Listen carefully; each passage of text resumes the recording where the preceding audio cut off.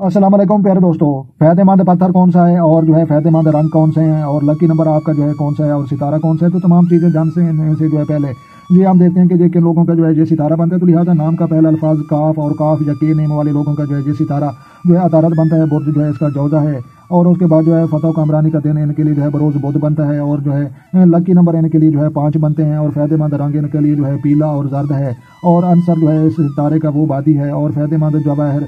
पत्थर सटौन। तो लिहाजा ये जो है जमारत ज़बर जद और जो है ये जो है जर्द अतीक। तो लिहाजा ये सटौन अपनी ज़िंदगी में इस्तेमाल करें और फ़ायदा उठाएं और बेहतरीन शरीक हयात जो है ये जो है मिजान और गिलू के अफराद हैं और नामुवाफिक साथी जो है ये सबला कौस और हूत के अफराद हैं। और 2024 के बाद जो है लगने वाली बीमारियां तो ये जो है नमूनिया, सीने के अवराज और कमर दर्द और सांस की तकलीफ और असाबी